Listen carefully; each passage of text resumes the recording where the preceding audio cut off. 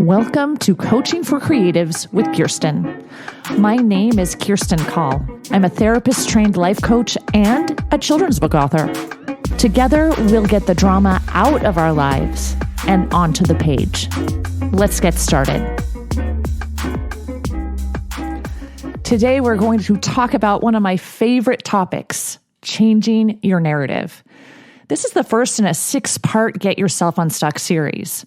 I've always been a fan of narrative therapy. It's probably because I love stories.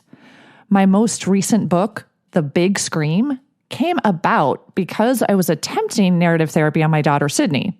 She was a very loud toddler. I even dedicated the book to her, Sydney, the original big screamer. So she screamed and yelled and made herself heard, and I kept trying to figure out ways to get her to stop. At the time, I had 3 other children and pretty constant headaches. And finally, one day I was exhausted and exasperated, and I just started telling stories of Wilma and her big scream. Crazy things always happened when Wilma screamed. The spiders fell out of their webs. The scream was so big, people on the other side of the world woke up. The scream was so big, fish jumped out of their streams and tried to swim on dry ground. Sydney's eyes would widen mid-scream, and she'd quiet down and listen to the story. Wilma always figured out a way to stop screaming and put her shoes on or get in the car or share her toys. Wilma and the Big Scream was the very first picture book I ever wrote and shared with a critique group. Shout out to Writer's Rumpus. 10 years later and dozens of iterations later, it's a rhyming board book with Little Simon. The point is, narratives are powerful. Stories are powerful. My stories for Sydney, who, by the way, is 17, helped her calm her powerful emotions. Likewise, the stories we tell ourselves powerfully impact our actions. So, as normal humans, we have 60,000 thoughts a day, and 80% of those thoughts are negative. We tell ourselves negative stories about how we aren't good enough or not as good as that other person or we're never going to succeed. Those stories are just sentences in our brain. They aren't even true. Isn't it funny? We seem to think that our thoughts are true when they are actually just like any other story. Fiction. There was a study done of inmates in prison who practiced golf in their minds as they were in jail. And when they got out, they were measurably better at golf, although they hadn't held a golf club in years. That is proof that our minds don't distinguish between our imagination and reality. That's what makes our thoughts so powerful. We have the choice. We can choose the negative story, or we can choose to believe the story that moves us towards success and positivity. I know 2 people who got book contracts from the same publisher on the same day. One of them expressed worry and concern about the contract and the company, and the other was on cloud 9 and not worried about any of that. Both people had this exact same circumstance with very different thoughts and feelings about it. Life coach Brooke Castillo came up with a beautiful way of processing and changing our unwanted, unintentional thoughts into intentional thoughts. She calls it the model. I'm going to explain a process that transformed my life. It's something I do every day. And there's a link in the show notes for a worksheet if you want to pause this, print it out, or at least look at it as you listen. This is the kind of thing where visuals are very helpful. Before I describe the practice, I want to point out that this works for anything in your life. Any negative thoughts you're having. It can be about your kids, or the mess in your house, or the food you're eating, or your boss, or anything you're struggling with. For the purpose of this podcast, I'll be using writing examples, but this practice is truly all-encompassing. Okay, so the first thing you do is you write down whatever is in your mind, kind of like stream of consciousness. Even if you don't know what to write that down. I don't know what to write. My feet are cold, whatever. You can fill a page or set a timer for 3 minutes, whatever works better for you. If you want to try this now, press pause, or you can keep listening and try this later. After you've spilled everything onto the page, read what you've written. Circle all the negative thoughts. If you don't have any, you're probably censoring yourself because remember, 80% of our thoughts are negative. Then decide which of the circled thoughts you want to focus on. One thought that I hear a lot from many of my clients is, I'm not good enough. So we'll work with that thought today. First of all, Your thoughts about your circumstances lead to your feelings, which lead to your actions, which lead to your results. I'm going to say this again because it is very important. Thoughts lead to feelings, which lead to actions or inactions, which lead to results. Okay, so what is a circumstance? Circumstances are the facts in our lives, like other people's behavior, the past, things we cannot change, things that can be proven in a court of law, neutral things we all agree on, like that door is red, this is a computer, the date is January 31st, 2023. Lots of times people will think a thought like I'm fat is a circumstance. They think it's a fact, but it is just a thought. If you want to put something in the circumstance line around your weight, you can say, I weigh 300 pounds. That's a fact, a real circumstance. So for this particular example, we'll say the circumstance is a novel you're revising. When I do this exercise, I'm writing these things down. I write the circumstance, then colon, and then novel revision. We always have thoughts about our circumstances. It's just the way our brains work. So that's what's next. Thoughts are sentences in our minds and stories that we tell ourselves. The thought we're focusing on for today is, I'm not good enough. So on the next line below the circumstance, I'm going to write thought, colon, I'm not good enough. So far, the circumstance is your novel revision. The thought is, I'm not good enough. And then that leads to your feeling.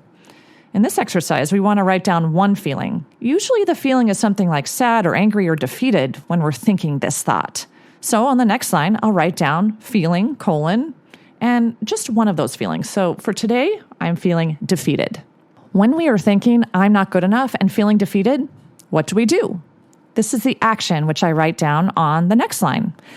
And the action can be something we do or don't do. In this case, when we're thinking we're not good enough and feeling defeated, we probably don't do anything. And then what we do is beat ourselves up for not doing anything, which just, of course, compounds the problem. At this point, I've got 4 lines with the circumstance, thought, feeling, then action, which leads to the result. And I'm going to write that below the action line. In this case, the result is you've proven to yourself that you're not good enough by doing nothing. With this exercise and practice, the result always leads back to your thoughts. You're thinking you're not good enough, so you prove it to yourself by not being good enough.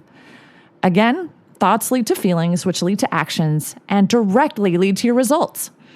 Telling ourselves the negative story that we're not good enough leads to us proving to ourselves that we're not good enough. Every time we think I'm not good enough, we're building a bad neural pathway, and that gets stronger and stronger unless we break the pattern.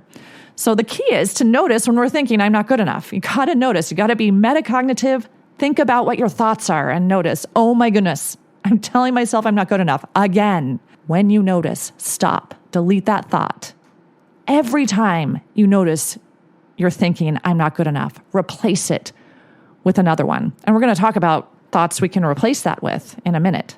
So the moment you stop yourself, you are breaking that bad neural pathway and leaving room for a new, better neural pathway. You're leaving room for a thought that serves you. So on your paper, you've written what your brain does automatically without us thinking about it. Now you'll write all the same things again, circumstance, and below that thought, below that feeling, and below that action, and lastly, result. This will be our intentional model. And the circumstance always stays the same. It's going to be novel revision. Okay, so next comes your thoughts about it. Let's choose a better thought to replace I'm not good enough, something you can believe and can think instead. Perhaps I have all the tools I need to complete this novel, or I'm exactly the person who can write this novel the way it needs to be written, or I'm exactly where I'm supposed to be on my writing journey, or nothing has gone wrong here. It takes time to revise. You're going to choose one of those thoughts and write it on your thought line. Let's choose, I have all the tools I need to revise this novel exactly the way I want to revise it. When you're telling yourself this positive story, you're building up the good neural pathways, training your brain to think in a way that serves you. When you think those positive thoughts, I have all the tools I need to revise this novel exactly the way I want to. How do you feel? Do you feel dauntless, empowered, motivated, energized? Next to the feeling line, we're going to write one of those words. I happen to be a huge fan of the word dauntless, so I'm going to choose dauntless. When you are feeling dauntless, what do you do? This is where your action comes in. When you're feeling dauntless, you get to work. It really is that simple. So next to the action line, you'll write, spend 2 hours daily revising or 5 minutes daily. The amount of time is irrelevant because you are working towards your goal. This is the intentional model. Thinking I have all the tools I need to revise this novel exactly the way I want to leads to feelings of dauntlessness and action, actually revising, which leads to the result of a revised novel. Isn't this incredible? The circumstances didn't change, but our thoughts did.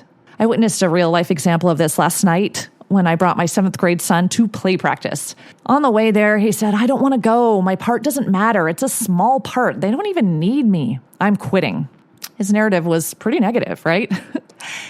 But at our house, if you sign up for something, you don't get to quit just because you feel like it. So he went to play practice. When I picked him up 2 hours later, I asked him how it was. And he said, oh, it was fun. I have one line. I think the line is something about a baseball bat. And he said, I get to sing this solo. And then he burst into song. Whether he was thinking negatively or positively about his part in the play, it was the same part. And he was so much happier when he appreciated it and told himself the positive story that it was a fun part. Our stories and narratives, the sentences in our brains that we choose to think, lead to all the results in our lives. And this is good news. In fact, this is phenomenal news. It means we don't have to be at the mercy of our thoughts. We can decide what to think or feel on purpose. For many of us creatives, telling stories is natural. There's nothing more empowering than writing our own story. Until next time, keep smiling. If you like what you've heard, check out my Get Yourself Unstuck program. Go to KirstineCall.com. That's KirstineCall.com and schedule a free consultation today. Coaching for Creatives is produced by Kirstine Call. Music and audio engineering by James Call.